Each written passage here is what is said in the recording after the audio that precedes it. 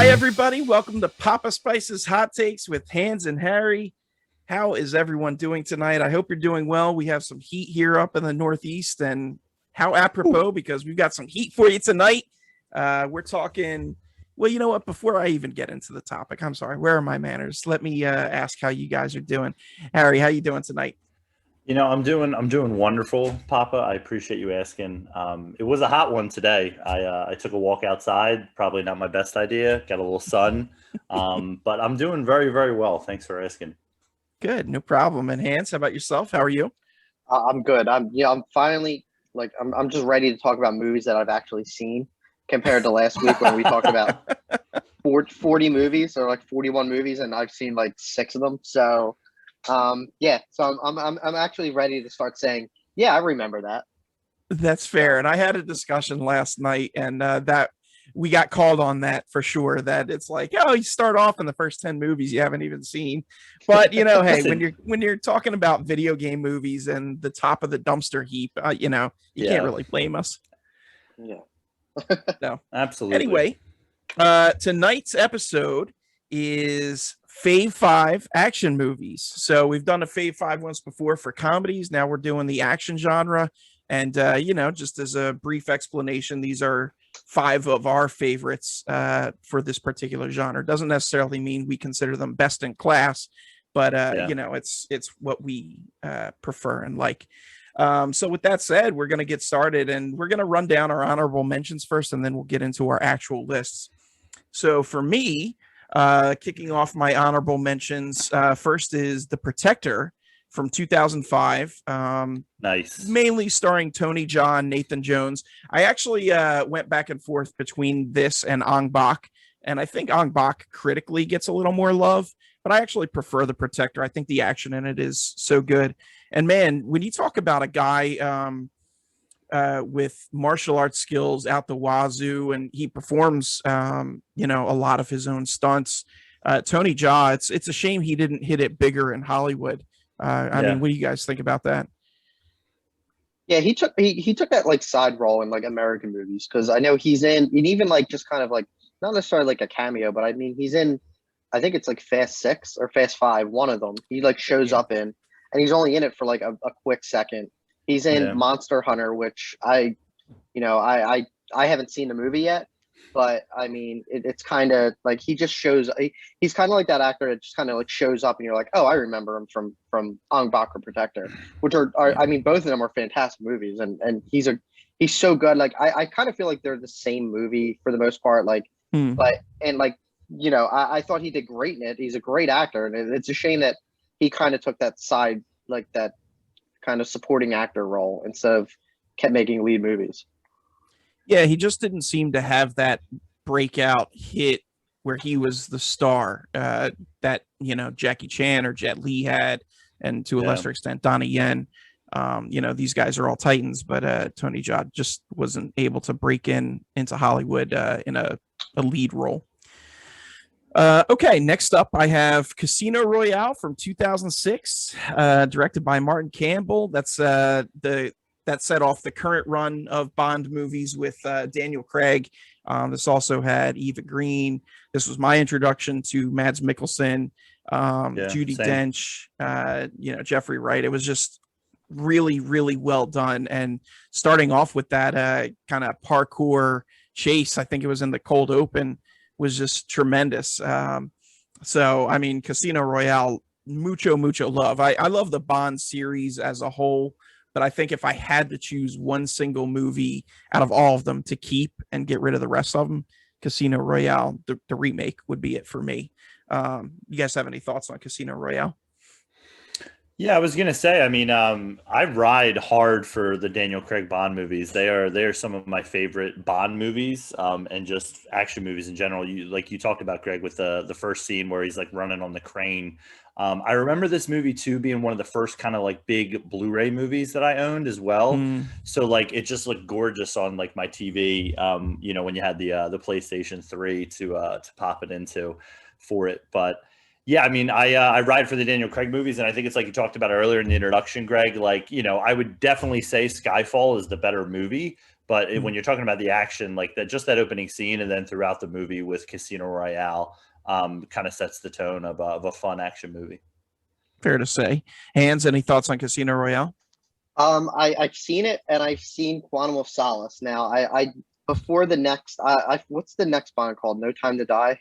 I've been meaning to go back and watch the four of them before that comes out. I just haven't yet. I've seen Casino Royale once, and I remember the opening scene, and I remember the scene at the table, at the poker table with Mads Mikkelsen. Those are like the two like kind of breakout scenes I remember like in my head. I like Craig as Bond. I think he's great. I think the action kind of fits in like a modern day kind of. I don't want to say more realistic Bond, because the other ones are kind of like real campy, and I feel like this is more like down to earth. But it's really good to kick off a series like that. I mean, from what I've heard from the rest of the movies, like onward from that, are like they just get better and better, with the exception of, I guess, the one that just came out, Spectre, was kind of like a mixed bag. Yeah, Quantum was kind of hit or miss also. But yeah. I was gonna say, Chris, do you own all the movies to be able to watch them? Or I found them. Yeah, they. Someone gave them to me once, and I wonder who that was. That's crazy. Don't know. Yeah, they just showed up one day. I think it was Santa Claus, and you got to sit through and watch those, because Santa left you a good gift. I know. I have every time I see like a trailer or any kind of article for James Bond, I'm like, I need to just sit down and just take some time, like one a night, to like knock these out. Yeah. So soon I'll have them done. Coming soon, James Bond pod. That'll be our spinoff. Yeah. So next up, honorable mentions. I am going to go with Kill Bill Volume 1 from 2003, directed by the illustrious Quentin Tarantino, starring Uma Thurman, Lucy Liu, Vivica A. Fox, Daryl Hannah. Man, we got some femme fatales there. And David Carradine in the role of Bill, although we don't actually see his face in this movie. I actually just rewatched Kill Bill Volume 1 not too long ago, and man, it's just so good. Like, you want to talk about a vibe? That movie is a vibe, dude. Like, just start to finish. I love everything about it, from the mix of like samurai movies with Western movies, and the characters, obviously a lot of strong female characters, which is tremendous. The gore in it, especially in the fight scene with the crazy 88s, is awesome. Limbs are just getting chopped off left and right. I mean, it's pretty banging. Any thoughts on Kill Bill Volume 1? I always consider Kill Bill like one movie, like between 1 and 2. Like, I'm in that ballpark. But they are like two totally different parts. Like, they, the first one relies very heavily on action, and then the second part is very like kind of follows more story. But I mean, Kill Bill is one of my favorite Tarantino movies. I think that like the whole choreograph, like all the fight choreographs are like phenomenal. That whole, like you said, the crazy 88s is just that, like, I think that was the first scene I've seen in like that kind of like that like balls to the wall action type, where it's just really gory. It's just like really insane. Like, I when I watch it, I think I kind of like my mouth was open for like at least like 2 minutes, just like, oh my God, like that's great. And it really got me amped for part 2. I mean, I wasn't a big Tarantino fan before. Like, I've seen like Pulp Fiction and Reservoir Dogs, but I like that kind of got me on that, like put him on my radar. And since then, like he's one of my favorite directors. So, Harry, Kill Bill. I don't think it's a hot take, but I feel like I never gave Kill Bill a chance. It came out like, I feel like I saw it on television and like scenes of it before I actually like tried to watch it. And I would say I've never really sat down and watched it like straight through, as well as with the second one. So some of the scenes that I've seen from it are obviously pretty awesome and crazy, as you were mentioning earlier, Greg. But yeah, I think I need to give it the time of day to sit down and watch both of them. I had that with the other Quentin Tarantino movie, Jackie Brown. I had seen like bits of that, and then I finally sat down and watched that. So that one is definitely another. I mean, we listen to our director's pod to talk about our love for Tarantino, but yeah, I got to give Kill Bill the fair chance. So, but yeah, definitely fun, definitely some good samurai action there, like you mentioned, Greg. Fair enough. Oh, the other thing I forgot to mention with Kill Bill too, and this is to a lesser extent all of Tarantino's movies, but man, that soundtrack is bumping. Like it's so good, dude. And it's crazy because like some of the tunes are so catchy, you still find them in like TV commercials today. Like the I forget the female band that was in it. I think they were called the Go Go Go's or something, where they had that woohoo woohoo. Was it called Maps? I think is the name of the song. No, but that song sounds very similar to it. Okay, Maps. all right. But that song was playing like forever. And then there's another like an instrumental song that you'll find in commercials or other movies, whatever, called Battle Without, I think it's like Battle Without Soul or Honor, something like that. But that pops up in like everything too, to this day. So we're talking, 18 years later and stuff from the soundtrack is still showing up in advertisements or movies, other bits of pop culture. So pretty crazy. And then last for my honorable mentions, I'm not going to dive too deep into this because we're actually going to discuss this at some point later on. But Fast Five for me, out of all the Fast and Furious movies, and I do love almost all of them. Fast Five, just like Casino Royale is for Bond, Fast Five is for me with the Fast and Furious franchise. It's just so good. The cast is absolutely stacked.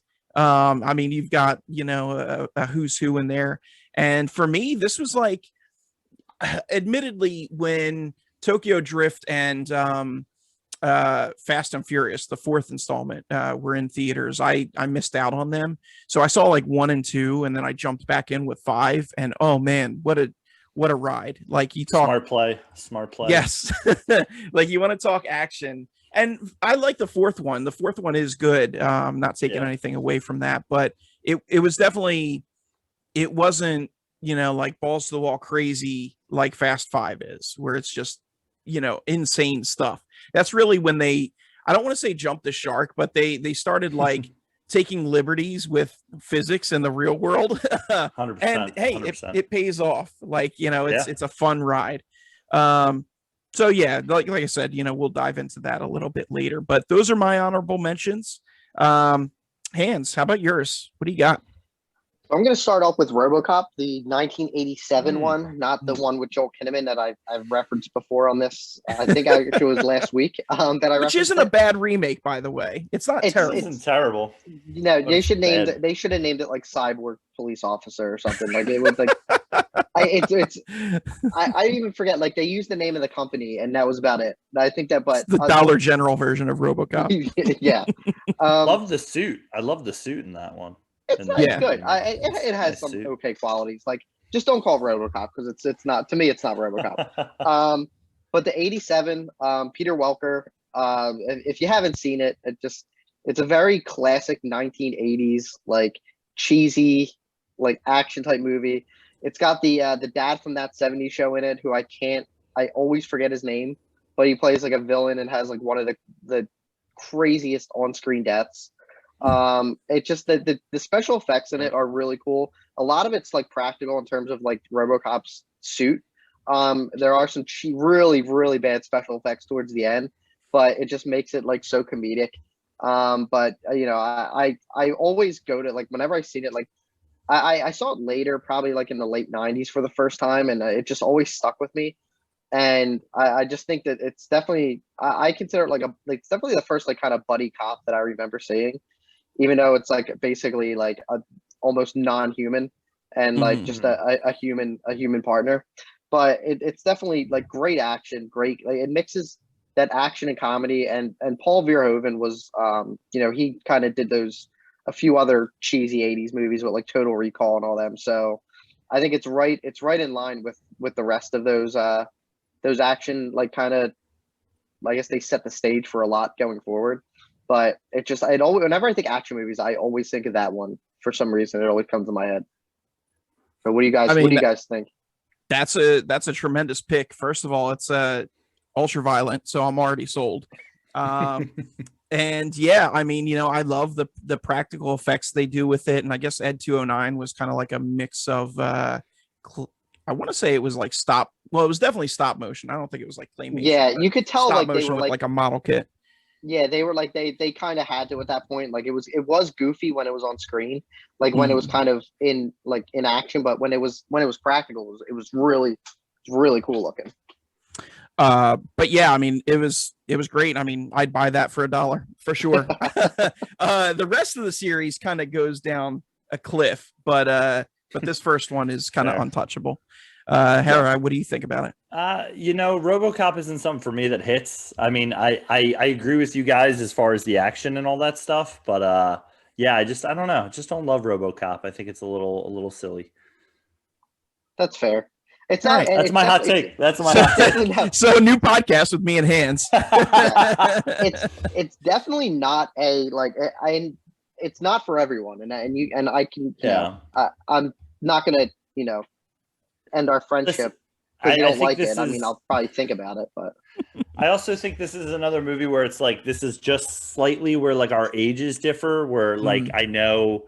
Like you guys might have had like an older brother or friend in the neighborhood who like probably was like, yo, did you ever see RoboCop? And like for me, it was never like discussed until like I was, probably a teenager, and it was like RoboCop, like what? Like let me watch some other action movies. So yeah.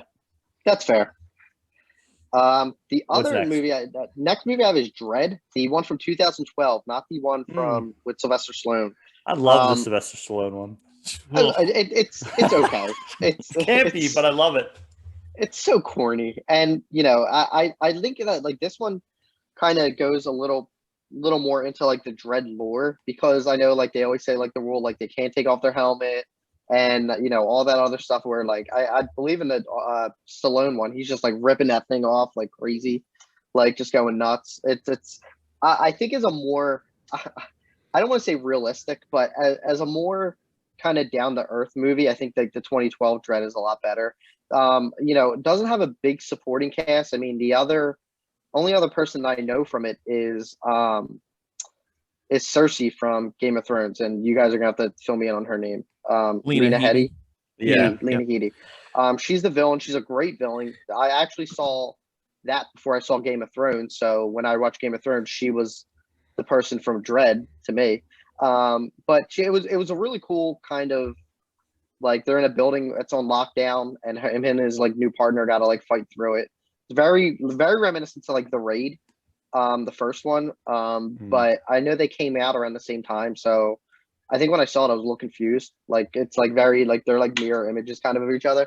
But you get to see like a lot of cool like the like his gun, the way it's utilized, of how many different like actions it has. Like it's got like incendiary bullets, like exploding bullets. It's a very ultraviolet movie. But I think it was done very well with like a really good script. So what do you think, Greg? So I only caught it once. I actually own it on Blu-ray. It was one of those where like I heard amazing things about it, and then I just waited a little bit for it to kind of go in the discount bin, and then picked it up, and I really enjoyed it.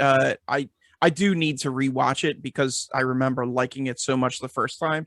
It's just one of those where it's like, I kind of put it on the back burner, the rewatch of it, that is.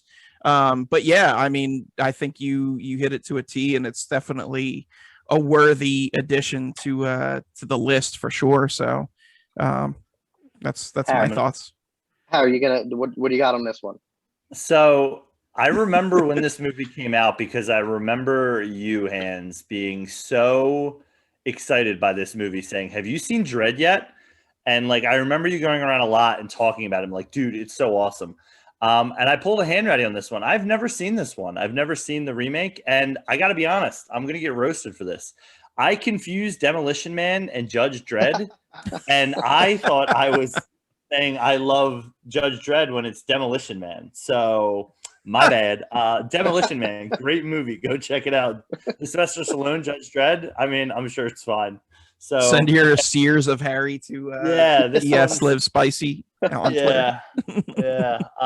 So yeah, this I've never seen this adaptation of Dredd, but I do remember you speaking very highly of it, and I will add it to my list after you watch Captain Marvel. So side note, fun topic for a future pod might be pre-MCU superhero movies or like comic-based movies. Yeah.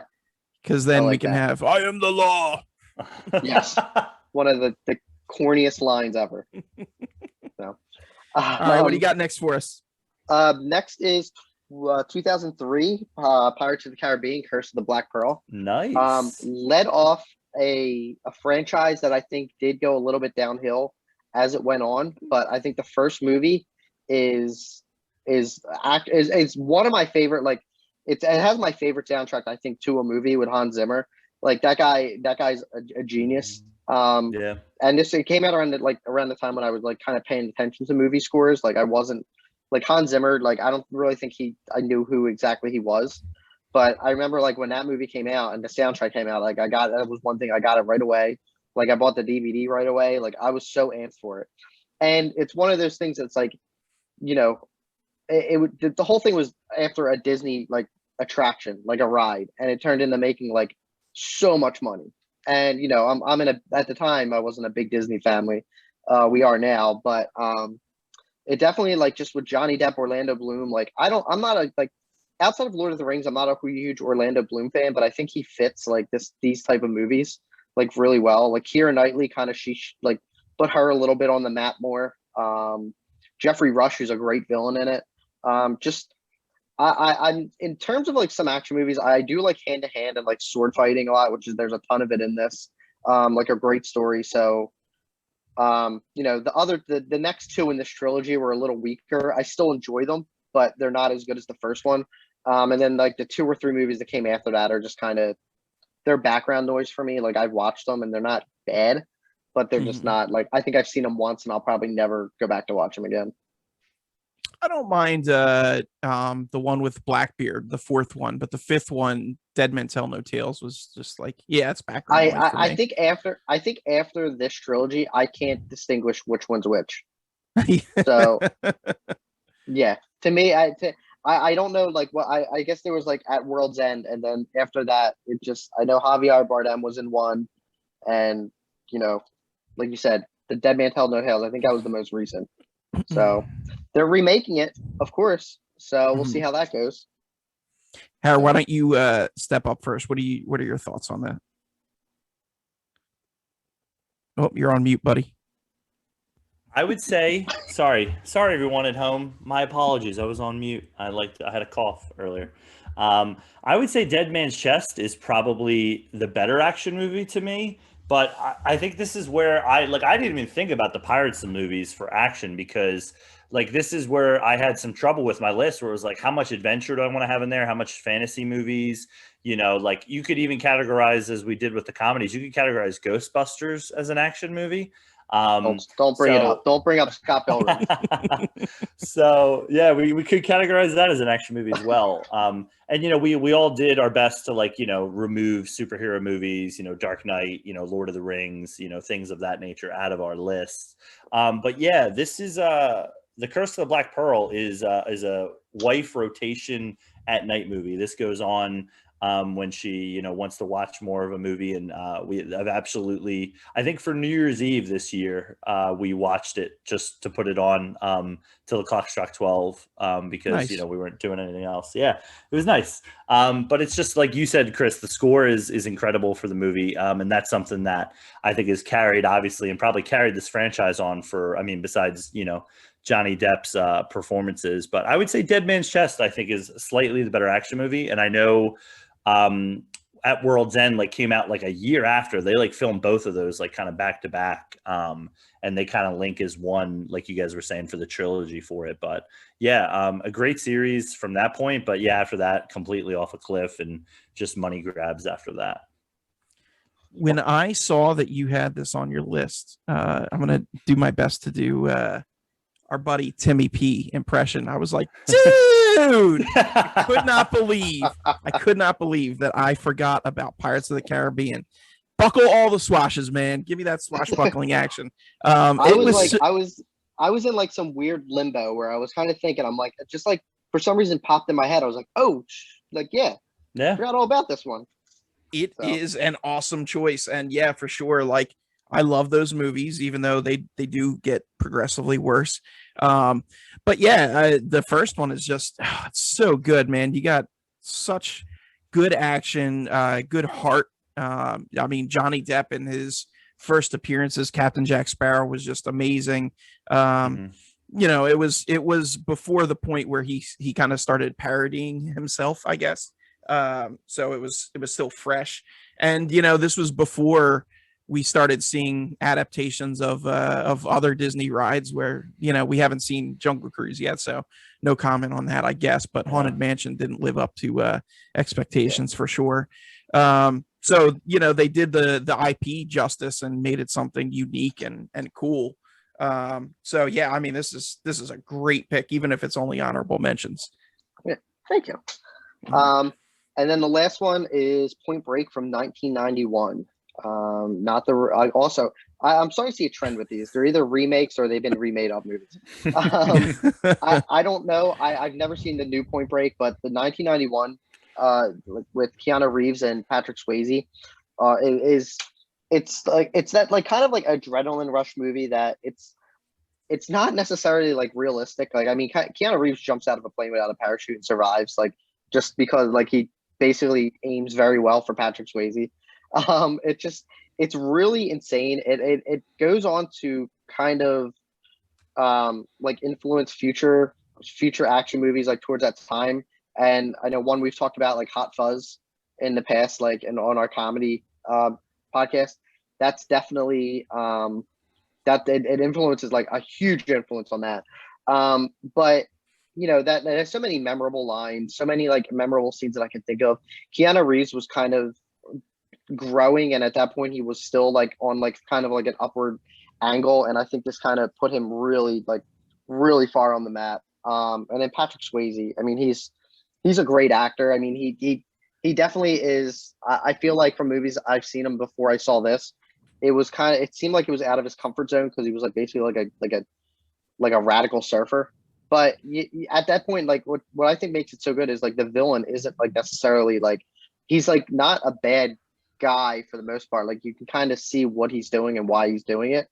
And, you know, it's definitely one of those where, you know, the good guy ends up understanding what the bad guy's doing, even though he lets him like kind of surf to his death at the end. But other than that, spoiler alert. But yeah, it's definitely like I'll watch that maybe once a year. And I'm never gonna watch the new one because it's gonna just probably make me feel sad. Probably. Yeah. Well, Point Break, you know, I would love to have some comments on this, but I've actually never seen it. What? I know. Man, that's a big shock. That's a big shock. This is crazy because like, this is definitely of my era. You know, you talk about the age gap here. I think this might have been a little before your time, but like, this would have been like prime time me viewing action movies. And for some reason, I've never like sat all the way through it. I think maybe once it was on in the background and I was just not paying attention, but I've heard good things. So I'd take your word for it. No. Okay. I have no desire. Like, maybe one day I'll sit down and I'll watch the OG just to, you know, check it off the list and say, hey, I've seen it. But the remake, no. I mean, I just remember the trailers looking terrible, and it looks like no good came of that. So yeah, absolutely. I was gonna say, Chris, I mean, agreed with all your points. I saw Point Break later in life, you know, when I was old enough to probably like comprehend it. But yeah, Patrick Swayze is amazing in it. I'm sorry Chris spoiled the ending for you, Greg. That's all right. It's been 30 years. It's been 30 years. I was under the assumption that everyone here saw this. Spoiler limits are well beyond for that. Yeah, I would agree. But yeah. Cool. Well, you got some good ones there, Hans. Thank you for sharing your honorable mentions. Harry, you're up next. What do you got? All right. So my first honorable mention is probably, I think, if I took a look earlier, I think it's the oldest movie on our list. And it's Police Story with Jackie Chan, directed by Jackie Chan. So I caught this on the Criterion Collection. They were running Police Story and Police Story 2, and I never saw Police Story 2 yet. But watching Police Story, it's absolutely incredible. The stunts that they pull off in that movie, if anyone hasn't seen it, the opening scene, kind of starts off and you think it's going to be something silly, and then it just totally goes for it. And then for the rest of the movie, it goes for it. And it's got some funny moments with Jackie Chan and his girlfriend that he's trying to, be together with, but he's like got to, stop these, drug dealers. So it's a pretty wild time, and if anyone hasn't seen it, and if you love action movies, I would highly suggest it as a checkout for you guys. Have you guys ever seen it? I have not, and I was toying with having Rumble in the Bronx on my list. So it's disappointing that that this is another gap that I'm going to have to fill in. But I mean, it sounds like a typical Jackie Chan movie, and that is right up my alley. So I'm all about it. Yeah, I've never seen it. I know you've talked about it a couple times. I actually got confused when you brought it up because there was a computer game that I used to play all the time called Police Quest, which I thought it was related to it. It's not. It's not at at all. all. Yeah. No. Yeah, I thought about for Jackie Chan too, because I love Rush Hour. Rush Hour with him and Chris Tucker is a fun buddy comedy, and that had a trilogy as well, in case anyone's looking for some buddy cop fun. Next movie for me is going to be Die Hard 3. Directed by John McTiernan. It won't be the last time we hear his name for some movies. He's got a very short IMDb page, but some killer action movies on there. Bruce Willis, Samuel L. Jackson, and Jeremy Irons. So this movie for me was like my first introduction. This and Bad Boys. It was tough between the two of them to put on because every time I think of Bad Boys, I think of Will Smith chasing down a car. But Die Hard 3 for me is absolutely hilarious. The chemistry between Bruce Willis and Samuel L. Jackson is great. And I always love a good villain, as you'll see later in my list.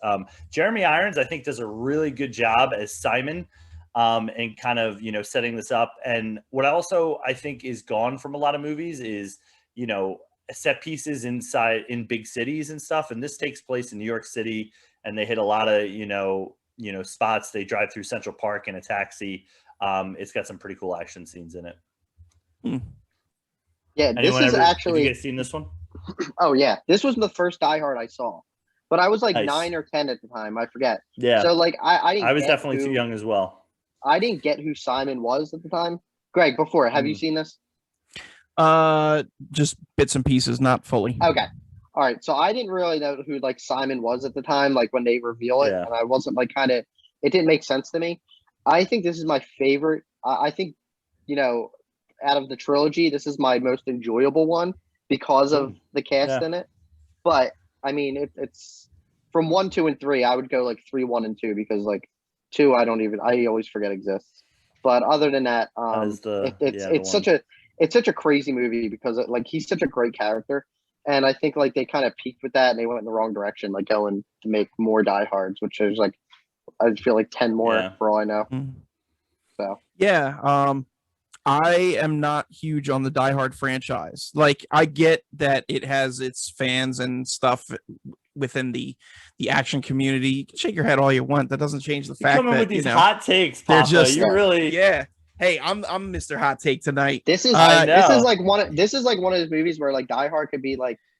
I'll bring this point up later. Go ahead. All right. Continue. Well, I was just gonna say, like, so I've seen the first one, and then I think I saw bits and pieces of the second, and definitely bits and pieces of the third, and then I just didn't care at all about the other 6 that they made. But if I had to sit down and like rewatch one, the third one would definitely be first up because of Sam Jackson's presence in it. But yeah, I mean, as a franchise, Die Hard doesn't really do much for me. I don't know why. Unbelievable. After our Fave 5 comedies, I thought I was going to get roasted again, and here I am. And Greg hasn't seen half the movies on this list. I know, it's unbelievable. Just running it back from 2 weeks ago when we had the video game pod. You guys are great. Well, I think for my next honorable mention, I'm pretty sure Greg has seen this one because spoiler alert, it'll be coming up later. So another John McTiernan movie, Predator, 1987, Arnold Schwarzenegger, Carl Weathers, Jesse Ventura, a lot of strong men in 80s action movies. My biggest thing with Predator is, and when I think about my list, is I feel like there always needs to be a moment where you think your hero is in danger, or in the action movie, like you feel like they're not going to get out of it. And for me, like when you start to realize what Predator is and all the abilities that it has, the Predator, I should say, you start to be like, how are they going to beat this thing? Like they're all going to die. And just that scene, obviously towards the end when, Arnold tries to get the upper hand, it's a fantastic movie. Probably, I would say, one of the best action movies ever. I mean, I know this is our Fave 5 list, but I think if you asked me to put it as like, if we had to do a top 5 action movies, this would definitely be on there. But yeah, this one definitely hits home for me. But I know Greg will probably save his takes for later. Yeah, all I'm gonna say is I've seen it and I've enjoyed it. We'll get to it in a bit, but I would say you're not far off there, Harry. No.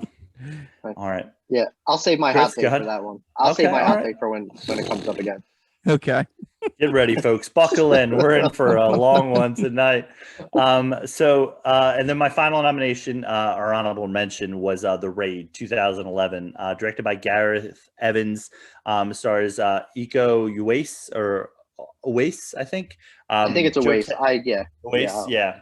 Joe Taslim from Mortal Kombat recent fame. In case he was Sub-Zero in that one.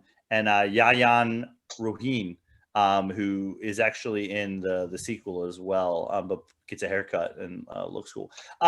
So The Raid, as Chris mentioned, kind of like Judge Dredd, where it's like basically this police force goes into this building and they got to get to the top floor to get the drug dealer leader out of there. And it's a setup. And as they go through, they run into all kinds of devilish and characters with guns. And it's probably one of the best hand-to-hand combat movies I've ever seen, besides another movie on my list, which is a sequel to it, for a hint.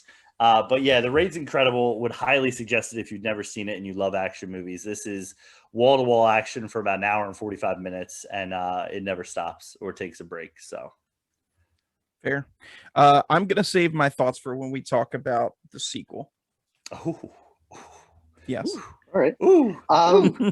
Little tease. Yeah, I'll bounce off of that. Like I when we do talk about the sequel, because we absolutely will.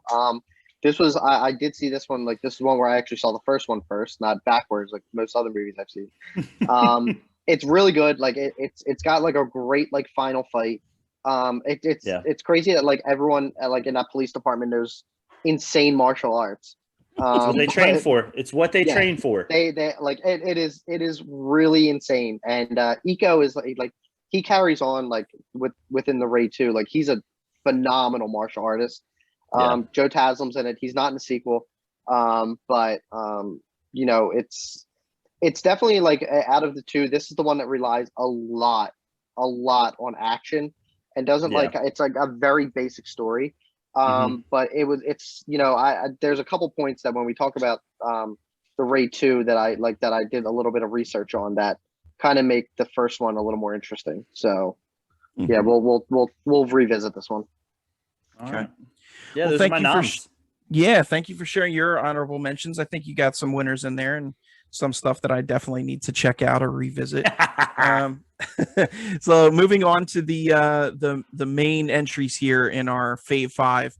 I'm going to kick it off with Predator from 1987.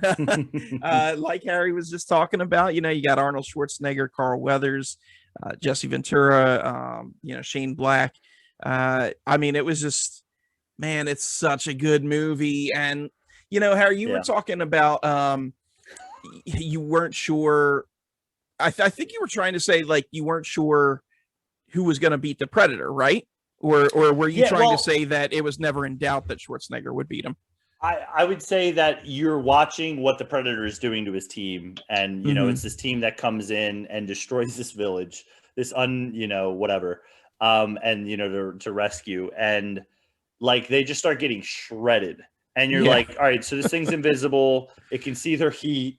like, what are they going to do about this? So yeah, that's what I was trying to refer to with that. Oh yeah, and it's got giant bladed weapons and shoulder mounted lasers. It's just popping melons left and right, dude.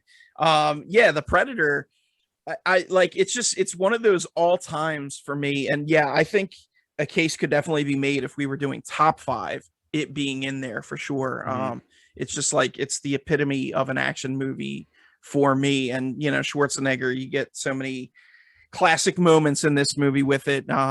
Chief among them, for me, being the handshake with Dylan, which we're family friendly, so I'm not going to repeat the exact line, but it's a classic moment and definitely memed to death.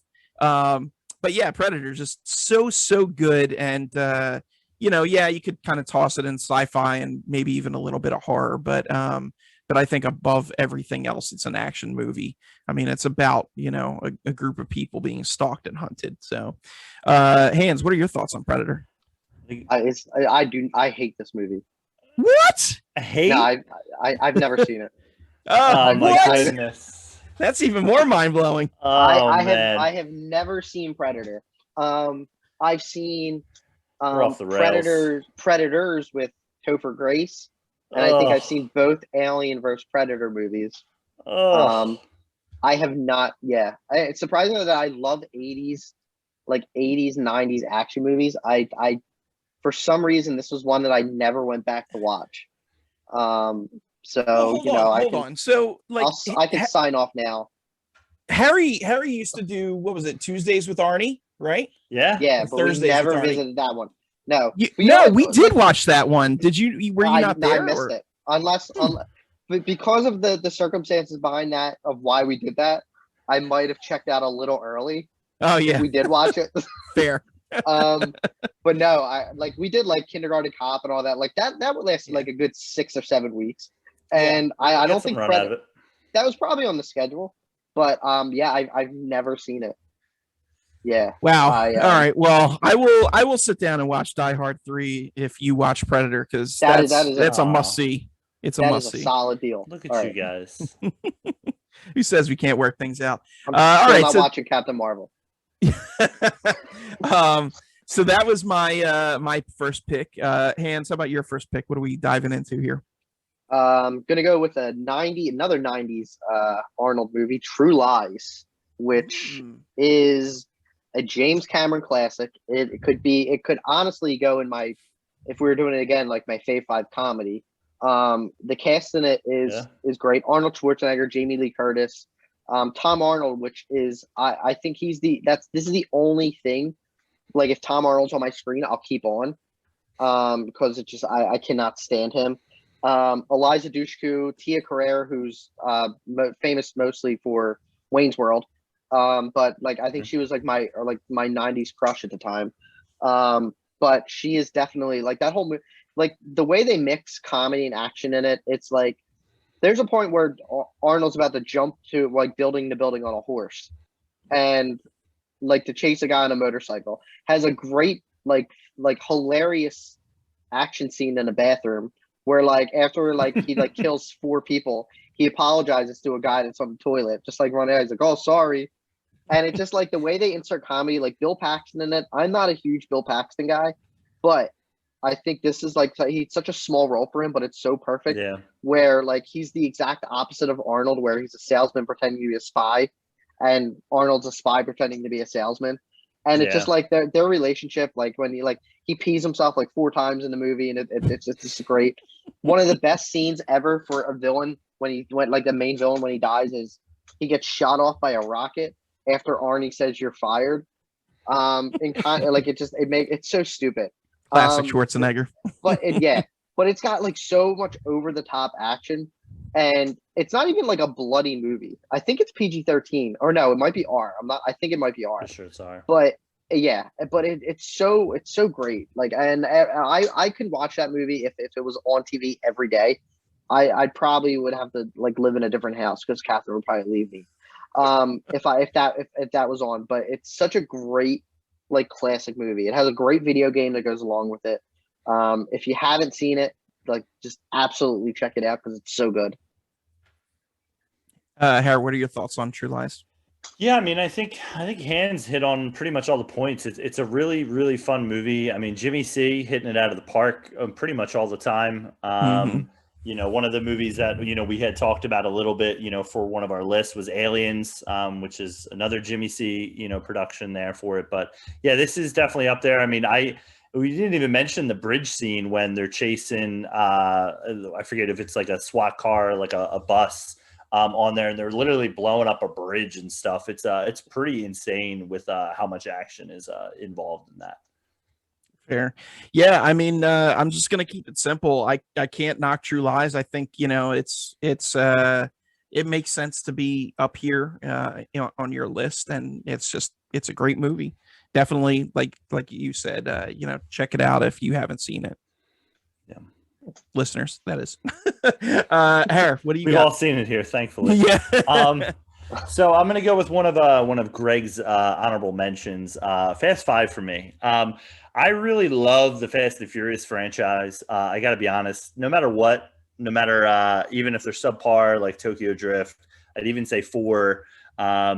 Even I'd say six. Six is a little bit meh as well. But I remember Fast and Furious 3 because I think me and Chris saw that, and then I think that's when Dom was returning at the end of the credits there for that. But yeah, Fast Five. I mean, wow. You put Dwayne the Rock Johnson in it, and this movie is one where it takes it up a level. With the action. I mean, just the final scene when they're rolling with their cars with a vault on the back of the cars. From just the scenes of when Dwayne and Vin finally go fisticuffs hand to hand there, toe to toe. And they make that fight seem realistic. Like Yeah, like yeah. like The Rock wouldn't just rip his head off I and spit know. it Yeah, out. there really must have been some definite negotiating there on how that fight was gonna come out. But I have a love for the Fast franchise. I'd probably say seven is probably the better movie, just because it's Paul Walker's last movie, and I think we all shed a man tear for that one.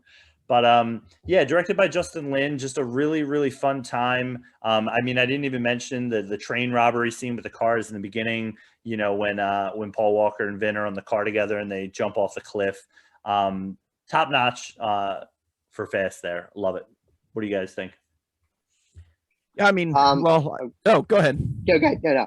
No, I you was go. just going to say, I mean, yeah, I had it in my honorable mentions. Totally agree with you. We didn't get into the cast, but this is the first time like they took all the different players from all the movies Yeah. that you had seen separate before and Put 'em formed all like together. the family. Yeah, like this Yeah. is all of them together. In addition to throwing in, Dwayne Johnson and Elsa Pataki as like the new guys. And I mean, I love both of them. I thought, yeah, just great movie. I think probably the weakest in the series for me, post Fast Five, was the last one, where there's Yeah, just a that's giant fair. boat surfing through the ice continent or whatever.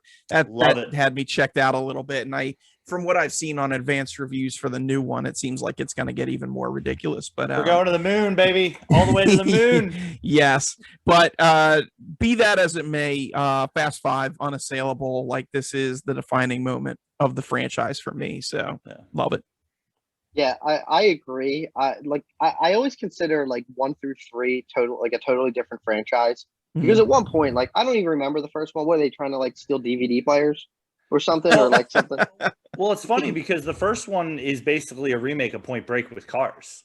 I mean, that's That's fair. Yeah, basically what it is. that's a very fair Another point. influence from there. Yeah. But aren't they like trying to steal like DVD players off of cars or Yeah, trucks? yeah. That's and The wife watched it multiple times. That's another rotation movie, and she's like, "What are they doing? Stealing DVD players? How does that make Yeah. them any money?" And I'm like, "Well, you got to be back in 2001." But then you look at that and like how to like I don't think I've ever seen two. I don't think I've seen 2 and 4. And I've seen Tokyo Drift. Like I think right at that point, like from 4 on, it's just a whole different franchise. Like it has nothing to do with Amazing. like racing cars. Like It's about family. yeah. Yes. When and you're it here, just your gets- family. Oh wait, no, that's Olive Garden.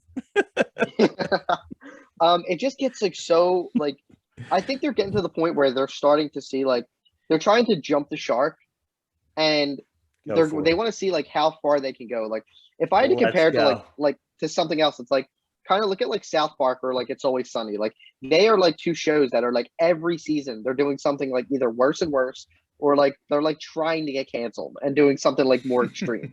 That's how I like see that like this series. It's because like yeah, I'm pretty sure the trailer in the last one they have a rocket on them to go to like the edge of like the atmosphere, like the hot like in a car, like with a rocket strapped on it. Like that's like Looney Tune stuff. And I'm excited, so excited. Yeah. I haven't Listen, seen smash that NOS button. Let's live our lives a quarter mile at a Yeah. time. Like, let's go. Family I haven't forever. seen 8. Yes. I haven't seen 8, and I heard like and I haven't seen Hobbs and Shaw, and I probably like I want to see 8. I'm gonna have to see 8. I guess I don't know, man. It's like 5 and 6. I had to think about which one was 5 and which one was 6.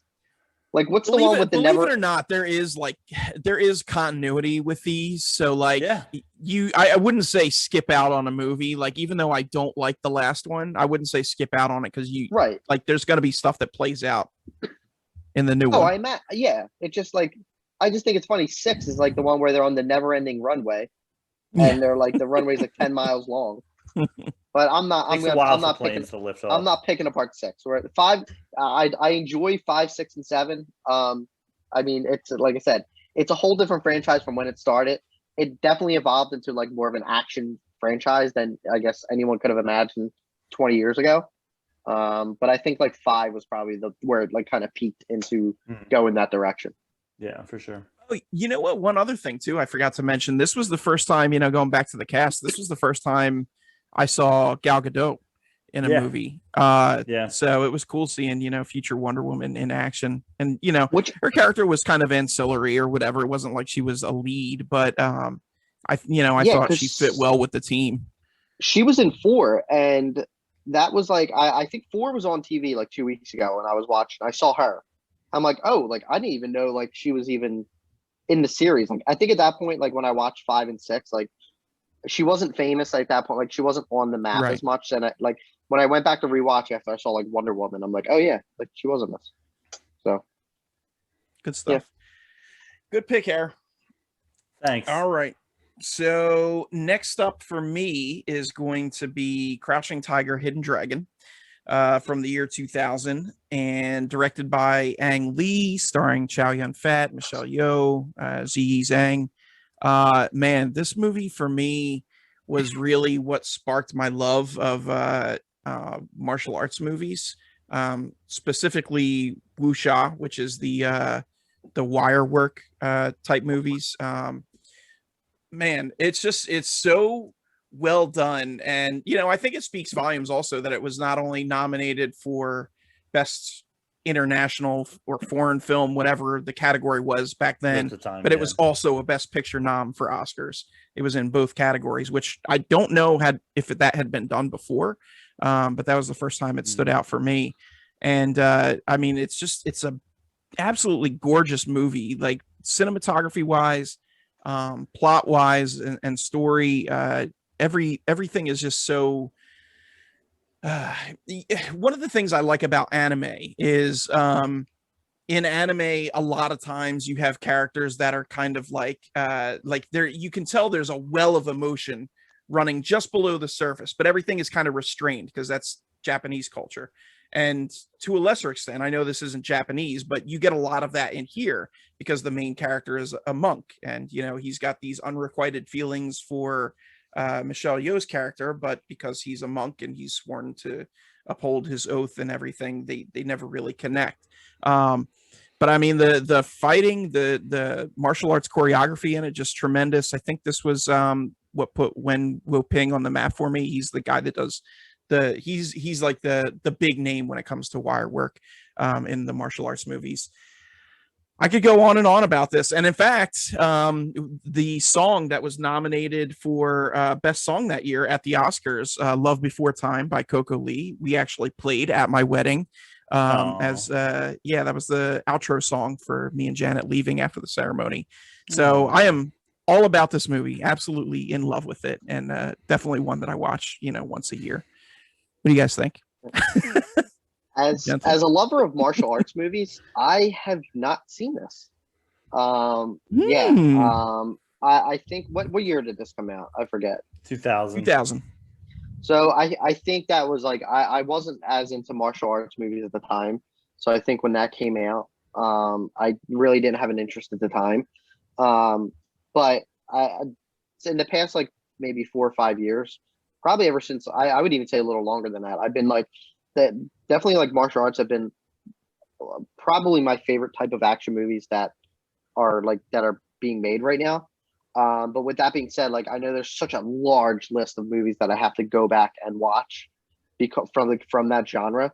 So I know that like I see it all the time. Like that was like a staple at the time for martial arts movies to really kind of I don't want to say put them on the map, but really bring more attention to like American audiences. But yeah, so I've been wanting to go back and watch that. This may have been the first international movie that I watched, like first movie with subtitles. I don't recall seeing anything prior to this. Even Seven Samurai, I think I watched after this. So just interesting little trivia. Harry, what do you think about Crouching Tiger, Hidden Dragon? I gotta say I'm with Chris on this one. I have not seen it, Greg. I'm so sorry. Oh no! Yeah, the spiciest take might be that we both haven't seen this. You guys are giving me heartburn. It's so spicy. Listen. After your glowing review, Greg, and the fact of how much it meant to you to have that song in your wedding, I'm definitely going to add it closer to my list of must watch soon because, it's a genre that I think I don't. While I've seen some, martial arts movies, like I was never really like a big Bruce Lee guy. I was never really. And I mean, I love The Raid, as we talked about earlier, and we'll talk about another Raid film. But yeah, I mean, this one is just something that just missed and that I never circled back on. But I love my Oscar stuff, so definitely gonna be checking it out. Yeah, I mean, when it comes to martial arts movies, look, a lot of them are just surface level deep. They don't. Yeah. It's all about the fights and the action and stuff like that. But this one with the story and just how absolutely gorgeous it is. It's like a fairy tale come to life. You definitely have to check it out. The sequel, which was made for Netflix, is okay, but I wouldn't say go out of your way to watch it. That's just, if you really are struck profoundly by this movie and you feel the need to see the continuation, then go for it. But I mean, this movie in and of itself it just wraps up beautifully. It's so good. Yeah. So. Nice. Cool. All right, Hans, what's next for you? All right, I'm gonna go with The Fifth Element, which wild card is probably, I would say, like in terms of my I guess like favorite movies, this has got to be like top 5 of all time. And I love science fiction. Wow. Probably my favorite genre to really watch. But this is like. When I think Bruce Willis, like I don't necessarily think like Die Hard. I don't think like this is what I go to, and oh my god, I almost said Lily Zubieski, not her. Oh my god, she's like Mia Jovovich. Yeah. This was the first time, like the first movie I've seen her in. The first movie I've seen like Gary Oldman in.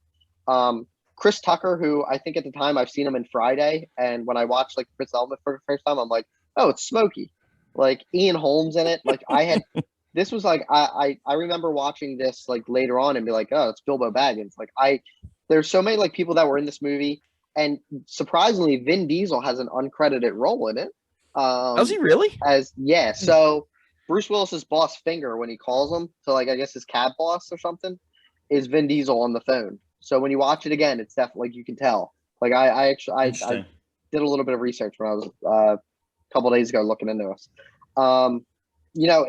There's so much like involved with this movie. There's a lot of like I've heard that there are philosophy classes that are taught like on The Fifth Element. Like it goes along the lines with like The Matrix, like Lord of the Rings, those kind of movies.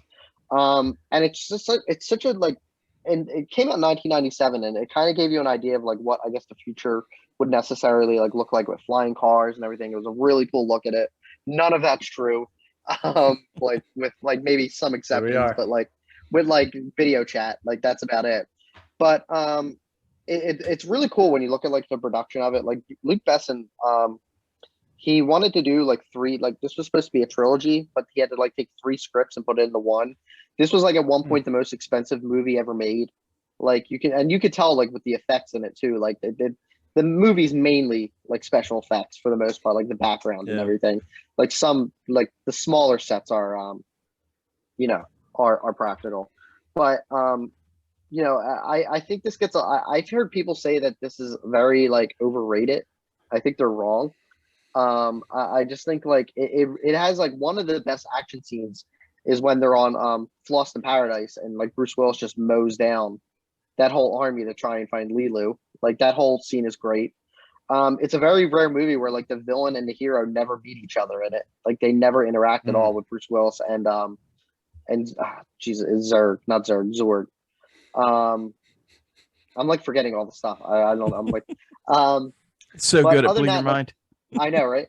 But it's like it's such a great story from like beginning to end, where like it ends great. Like if they were to ever, I kind of this is the kind of movie like I'd be disappointed if they ever made a sequel, which I for some reason see them doing like 10 years down the road when Bruce Willis is like unable to do this stuff anymore. Needs that new house money. Yeah, or they're gonna remake it. Like that's like my biggest fear is like this is the type of movie that I don't want to see a remake or a sequel of.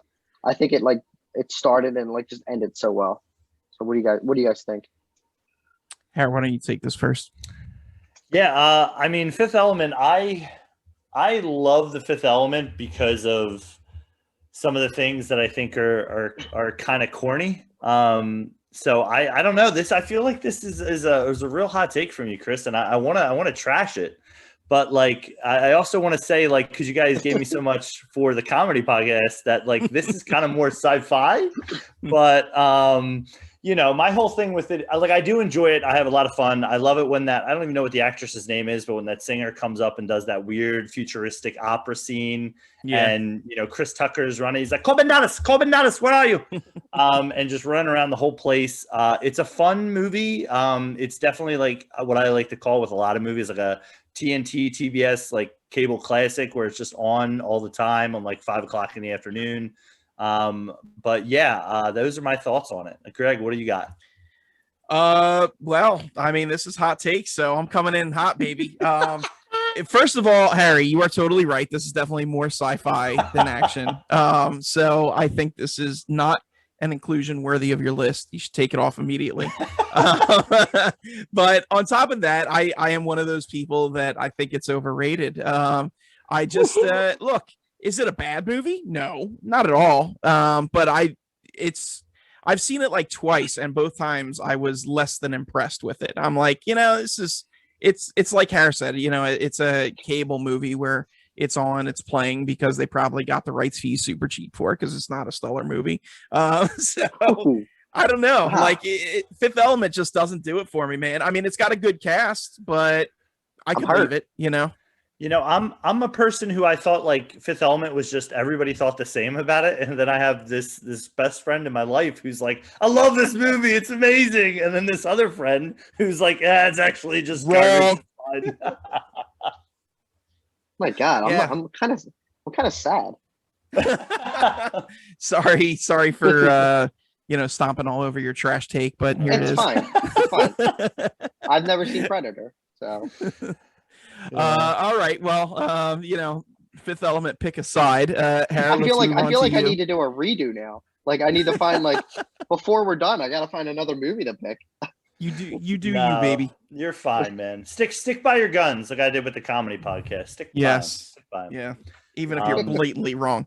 My comedy picks were stellar, and I've heard from the audience out there, and I just want to say, comedy picks are gold. By the way, they were gold. Yeah. Hey, it's The Favorite. That's totally a comedy. Let me put that on there. It is. Harry, before we move on to your next movie, I just want to go on IMDb, and it's categorized as an action adventure sci-fi. Is it really action? So action. So you listen. So please. Listen. Continue. I mean, Harry. IMDb could be wrong. What is your next movie? I will say. What is the next movie? There will be another movie that I have coming up that probably people will say, I don't know if that's an action movie, but not this one. The next movie on my list is Mad Max Fury Road from 2015, directed by George Miller, stars Tom Hardy and Charlize Theron as Furiosa, and a star-making role in that as well for her. So my introduction to the Mad Max world was probably with The Road Warrior. I'm pretty sure that's the one where they're really like fighting over gasoline. In case if you guys have seen that one, but I think that's the second one, right? Yeah, it's the first one. It's like First one is Mad Max. Beyond Thunder. Yeah, Mad Max and Beyond Thunderdome. I think you're confused with news footage you saw from last week. Yeah, probably right. Exactly. Yeah, guess. Yeah, listen, we're living in a simulation. I'll tell you that much. But this one, so I saw this movie with a headache. I'm not gonna lie about it. I watched this movie early. I had a headache going in, and I thought, you know what, I'll be fine. And then it was blowing out my eardrums at every moment, and I had a worse headache when I left the movie. But I went to see it again.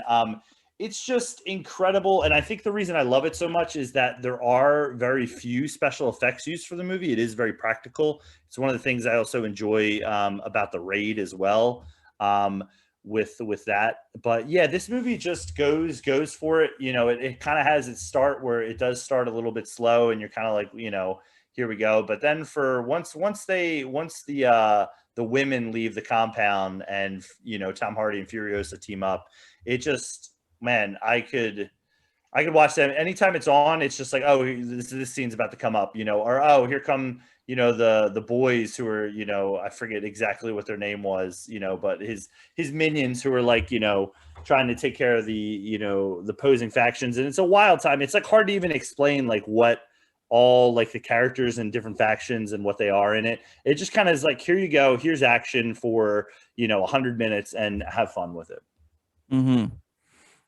Hans, what do you think about Fury Road? So this is the only Mad Max movie that I've seen. At the time I thought it was, you know, it was, I think it gets, man, I don't want to say it. I think it's overhyped. Oh my goodness! Are you serious? And I'm not I'm not saying this because you just trashed my Fifth Element take, both of you. Oh yeah, I'm sure. Yeah. No, and I'm being honest. Like I think I wasn't like entirely like it. Just the whole movie seemed like one long car chase to me. Like that's all it seemed like. It's fair. Which, I mean, I like car chases, but I wasn't as entertained as a lot of people who saw it were. And I'm not taking away with like if I look at it like from other aspects, like it's a beautiful movie. Like the cinematography in it is phenomenal, and you know it's got good direction with it. It wasn't a type of movie like I left being like that was good. I think it got a lot of praise that, in my own opinion, was like I don't want to say undeserved, but like I just didn't see like what other people liked in it. But stop shaking your head. But I'm saying nice things about it. But I think that honestly, like Immortal Joe, if that was his name, I thought that was Mel Gibson. Immortal Joe. I thought that was Mel Gibson for like 75% of the movie, and it turned out it wasn't. I thought that was just like cute little like cameo he was making or whatever. It wasn't that. Other than that, Charlize Theron and Tom Hardy are they rarely give bad performances in movies, and I think that's a good kind of duo to have on screen. And you know it got enough where Furiosa is going to have her own spin-off movie that I think they're going to start filming or writing soon. But for me it just was like kind of like, I don't want to say generic action movie, but it didn't hit with me as it is with you. Yeah, you know what, the Fifth Element's trash. Just kidding. Take it all back. So I am somewhere in the middle of you guys. Chris, I totally get the overhyped thing because it still kind of blows my mind that it was nominated for Best Picture. Yep. I think it was a really good movie. And I enjoyed it. I've only seen it once. I saw it in theaters, but I liked what I saw. But it didn't seem like Best Picture to me. Now, that being said, I was happy to see something genre get nominated for Best Picture, because it's so rare that you see like, you know, sci-fi or action movies get nominated for Best Picture. So I was happy in that regard, but I didn't actually consider it a Best Picture. It was by far the dark horse that year. But the movie was really good. This was the first Mad Max movie that I saw, and then I was all about it after seeing it, and I'm like, let me go back and rewatch the rest of them. So I started with Mad Max, and that movie is garbage. hot It's garbage. not that great. So when I watched that just completely turned me off, and I'm like, I'm not even gonna bother with the rest of them. But Road Warrior's as bad good. as Road Warrior's good. Road Warrior, okay. I would say And then check it out, though. Thunderdome is kind of like cheesy, right? Yeah, Thunderdome's not that great. How many are there? 4, including Fury Road. There's 4. Yeah, Yeah, 4. Yeah, Well, but it's isn't like, it like aren't like the other movies like Mad Max isn't necessarily like the main character? Like in this one, like in Fury Mad Road, Max- I feel like yeah, he's like a secondary character. Like for the most, like he just like yeah. ends up getting involved in the main story somehow. I mean, Like, he was the main character in the first one, and it's Yeah. called Mad Max, but Right, it yeah. just it He was is the main trash. character in the 3, but in this one, he was kind of used in a different role for it. I Okay, don't know all what that right. would do, but I can't believe you guys. George Miller, 70 years old, in the desert, filming this stuff, and you guys are like, it's fine. I It's didn't, cool. No, I said it was a good movie. Like I All right. enjoyed it. I don't Yeah. think it was best picture quality, but it was a good movie. it's not good. my fault. It's not my fault that he decided to put himself in that Yeah. situation, that hot desert to film. Like I'm not. And while we're at Go it, ahead. you know, like great, Furiosa's coming. Where's Happy Feet 3? Like, come on, get on it, dude. Oh, Yeah. jeez, Lord, please. Also, George Dad Miller's work. vibes over here. Jesus, we're going to dad corner. Yeah, can we get a movie we might go see in theaters? Yeah, bring out Happy Feet 3. Let me get Losers. some Happy Feet. You Uh, losers. Yeah, so I don't know. That's my thoughts on Mad Max. Definitely solid. I don't know if I would. Well, I wouldn't It's a have Fave it in 5 my action 5, but- movie. Yeah, Yeah. well, you guys are wrong. It's fine. Okay, moving on. Coming back around to me. So I'm gonna go a classic from 1990, Teenage Mutant Ninja Turtles, the movie. Directed by Steve Barron. Not sure what else he's done, so you know, whatevs. But starring Judith Hogue, Elias Koteas, Corey Feldman, and Kevin Clash do some voices. I mean, it's, you know, originally I didn't have this on my list, and I kept coming back to it. And I'm like, dude, I have to have a spot for it. This is Fave 5. This is all about our fave. You know, is it going to make a top 5 in an action movie? No, but I'm going to do me. No. And, you know, the action in it suffices. It's good enough, but it's got a lot of heart. I love the practical effects of the turtle costumes and Splinter to a lesser extent.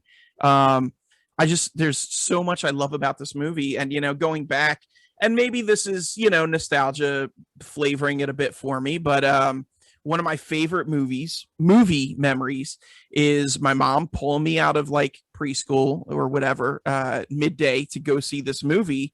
And they were doing giveaways at the theater, and they had turtle plushes. So I got Leo, who's my favorite. And I watched the movie, had some popcorn, dude. It was a blast. But this movie, absolutely love. Second one, okay. Third one, let's not talk about that. But first one, unassailable for me. So go ahead, rip it to shreds, guys. Listen, you're coming at me for putting man. No, I'm kidding. Listen, Teenage Mutant Ninja Turtles, solid choice, but I'm more of a Secret of the Ooze kind of guy. Let's get Vanilla Ice. Let's go. Let's do it. Yeah, that would be my favorite of the two. So, yeah, I'm all about the Ooze, a little baby. too much into comedy for me, you know? Like this one was a little more serious. But I saw it when I was young, so that really clicked for me. When I think of like the turtles, sorry, I'm like adjusting. I have a blanket on. I'm like for some reason really cold. So the air's like the vents like blowing right on me. For those not hold on. watching, just listening, he's actually got icicles coming out of his nostrils. I got like a giant blanket on. A handsicle. So It when I was think of 90 turtles, like, degrees today. I know. So I think of like the opening scene from Secret of the Ooze when they're in that little mall area. Like that's what I like. That's my favorite. Like that's the first thing I go to when I think of those movies. Like, and I think I've only seen the first one like maybe once or twice, but I've seen like Secret of the Ooze maybe 30 or 40 times because Absolutely. it was on VHS and it had a really cool Pizza Hut commercial beforehand that I remember for it's so good. Are you talking about the kid playing baseball? Yeah. Yep. No, that's on the VHS for the first one, my guy. And the second one, I think it's the second yes. one. No, I think it's the second one. Oh, we're gonna have to do some diving. Seems weird that they would have the same commercial 3 years later, you know. But okay, I'll take your word for it. Well, we'll get some fact checked on that. But yeah, the first one's good. I don't hate it. In terms of like Teenage Mutant Ninja Turtle movies that are available, I think it's probably my least favorite. Oh no, I'm sorry, the third one. I don't like the third one. I think I don't think I've Boy. ever actually watched it. But We're I about to love get the the fisticuffs. yeah, I love the animated one, not the most recent animated Yeah, two movies they made, but TMNT. TMNT. Yeah. I prefer them more than the other two or the other three from that came before. But I mean, it's a good movie, and it gave me the sequel, Secret of the Ooze. So I can't knock it. Yeah, Okay. Chris, just to confirm, Pizza Hut baseball commercial, TMNT 1990 VHS. Ah. Got him. Got him. Sorry, come at me, bro. Come at me. Yeah, Greg, I My think bad. what we learned from this My bad. this choice of yours is that there's many better Ninja Turtles creations out there. Look, I mean, they're almost all good. So if you settle on a different Teenage Mutant Ninja Turtle property, Or the video so be game. it, Just but go with the video game. yeah, the video games were good. All right, well, I mean, that's my pick. Hands, you're up. All right, let's go with. See, I want to save that one for later. Sorry, I'm gonna go with Equilibrium. Ooh. You Okay. like that one, Har? You're the one. You're the reason I picked this one. Because you introduced this to me. So if you haven't seen Equilibrium, has Christian Bale, Taye Diggs, Sean Bean's in it for a little Love some bit. Sean Bean. For Per a usual. little bit. So yeah, I'm not going to spoil anything, but he's in it.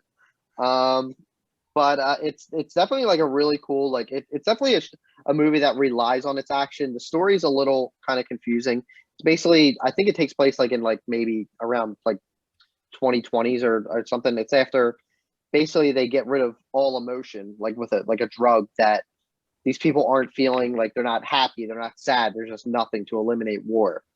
And they basically have like emotion police. I forget the finger police. Yeah. Or no, that's B for Vendetta. I forget what they're actually called, but they basically like people who are starting to feel. They send these cops in and which Christian Bale is, and basically they kill them. There's a lot of cool hand to hand and gun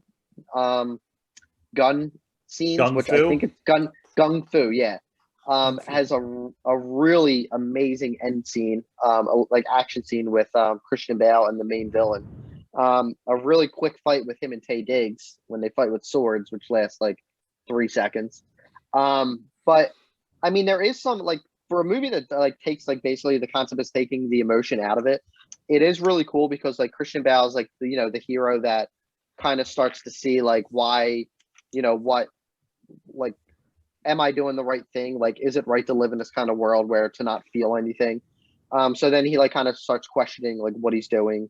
He kind of follows like Sean Bean's character. It's a really, really cool action movie. I would say in terms of a full movie, I wouldn't necessarily say it's good. It does lean on the action a lot. And the action that's like in it is really, really good. So it's definitely Harry. I think I watched it at his house once, and that's what kind of got me hooked on it. So, Nice. Harry, what do you think? Yeah, I mean, I love this movie. It was 2002. It was right around, I think, shortly like after I watched this movie. I think I watched like not in the same time, but around this time of like that Ong Bak, District B13, The Protector, like when it came out in 2005. So all kind of jam packed in there, where you're like, hey, here's these cool like action movies for it. Yeah, I absolutely love it. Again, like Chris said, I wouldn't like be saying to someone like you got to check out Equilibrium, but I always find it as a fun movie to just have a conversation about. And when I did work for the movie theater, I did have it on there for a long time as one of my favorite movies because it's kind of a good conversation starter because many people haven't seen it. So yeah, and it was a nice. I think that might have been the first movie I ever saw Christian Bale in. If I'm being honest about that one, but yeah, it was right after. It was like right after American Psycho. I think that Yeah. Well, I mean, I was young, and I don't think I saw American Psycho until I was older. But yeah, this one I definitely would suggest for anybody who enjoys action movies. But I'm not gonna be like, hey, to the wife, let's watch Equilibrium tonight. It's an Equilibrium kind of night. Greg, what are your thoughts on Equilibrium? I'm actually pretty similar to you, Har. I've only seen it once. A former coworker of mine was like, "Hey, have you seen this? No, you got to check it out," and like lent me the DVD. But Yeah, it was pretty good. I'll be honest, I don't remember a ton of it, but you know, the gun kata stuff did stick out to me, and I enjoyed that. So as an action movie, sure. I remember it giving me like very Matrixy vibes, even though it's not Yeah. like the Matrix, but like the look of it is like the Yeah. Matrix. It was definitely, I Um, think, influenced from the Matrix for sure, with like some of the stuff they were doing, because it's a couple years obviously after the Matrix. right, right. So yeah, I mean, I'm not gonna knock this movie. It's just not, it's not like top tier for me, but I could see how it could be for other people. So good stuff. All right, Hare, you're up next. All right, so my next movie, this one I'll probably might get some takes on. I don't know from you guys, but maybe from the audience in regards to it and to our viewers, is Sicario from 2015, directed by Denny Villeneuve, and stars Emily Blunt, Josh Brolin, and Benicio del Toro. Now, this movie is the cinematography is done by the great Deakins. If you guys aren't familiar with Deakins' work, you guys should check it out. I don't even think I need to say his first name. Just Deakins. That's what he goes by. That's what when people are like, what do I need for this movie? They're like, get Deakins. It's absolutely filmed incredibly. Now, I'm not going to go too much into it because I know Greg hasn't seen it. So I'm gonna save some of the scenes. But there's a border crossing scene that is just absolutely some of the best work that I've seen in the last 10 years, as far as, just getting you to just stress, in all honesty. There's another scene where they have to go underneath a tunnel. It's some of the most gorgeously shot scene I've ever seen. I absolutely love this movie. I could go on talking about it for hours. Even the opening scene, it just kind of sets the tone for the movie. And the role of Emily Blunt in the movie is kind of just, putting the viewers into the movie. She's kind of your apparatus, is like asking the questions that you would ask, having the thoughts that you would think after, seeing some of the horrific things in the movie. But Benicio del Toro should have won an Oscar for this movie in a supporting role. He's absolutely incredible. And it all leads up to a big scene with him at the end. The sequel definitely was more, I would even say, is probably considered a better action movie, maybe. But this movie, for as far as, I think this is where the Denny impact comes in. And even with Deakins, it's just chef's kiss. Would absolutely recommend it to anybody who's looking for, a recent action thriller crime movie to see. Chris, what are your thoughts? Yeah. No, I agree. This is at it like Denny's it's probably my favorite current director. Like Deakins is like has done some phenomenal like cinematography. Like, one movie I don't think I've mentioned is Assassination of Jesse James by the coward Robert Ford, which is the longest possible title. But if we were going to talk about like Super long dramas movie. super long movie, and like one song in the soundtrack, but it's phenomenal. I'll save that for another day. But it's one of my favorite movies. Like that probably beats out Fifth Element as like number 3 or 4. That being said, but with Sicario, it's tough to like. I haven't seen the second one, but I know that it does rely a little more on the action, and and I know this one has like some really cool action scenes, and some of the scenes in it are like, even like the conversation that he has with Emily Blunt towards the end is like really kind of, it's like, it definitely is like a thriller, because you're like, you see, like you get into the mind of like Benicio's character. And at the dinner table, the one scene at the dinner table is just after the tunnel scene is bananas. But no, I can't say enough about this movie. Like, I do love this movie. It's a great pick. It's not the first movie that comes to mind when I think of action, but like when you did like kind of put it up there, like it does, like the action set pieces on it are definitely absolutely memorable. incredible. Like yeah. So, Well, Greg, you said you haven't seen it? Yeah, as Sarah mentioned, I haven't seen it, but I don't know what was going on when it was in theaters, but for some reason it didn't speak to me at that time. But then I remember hearing all this praise about it. I'm like, you know what? I got to check this out. And then for whatever reason, like, I don't know if it just never came to streaming or what, but I just never got around to it. But it's definitely something that's on my list where like I'm looking out for it. And if I ever see it streaming, I'm definitely going to watch it. Yeah. So yeah, I mean, I can't comment on, if I think it's so action packed or great or whatever, but I know that I want to see it and check it out for sure. Yeah. Greg, So- I'll watch Crouching Tiger, and you can watch Sicario, and we'll compare notes. Let's get it. We're making a lot of broken promises on this show today. No, I mean, if I say I'm gonna watch a movie, I do intend Yeah. on watching the movie at some Yeah. point eventually. You're a better man than I am. All right. So next up for me, I have Terminator 2 Judgment Day from 1991, also directed by James Cameron, also starring Arnold Schwarzenegger. We have some perennials on this list here. Also starring Linda Hamilton, Edward Furlong, Robert Patrick. This movie, if I had to pick a singular movie that defines action, it would be this movie, like above all else. It's just like it's loaded with awesome action and stunts and set pieces and stuff. It's got a great story. It is sci-fi to a lesser extent because you're dealing with cyborgs and time travel and that stuff. But above and beyond anything else, it's action for me. And I just think everything hits so note perfect in this movie. I actually saw this before I saw the original Terminator, and I was actually kind of disappointed because when I saw the original Terminator, I mean, it's still a good movie, it's a classic, but it didn't live up to everything that I had saw with Terminator 2, and it's like, and that the bar gets set so high with Terminator 2.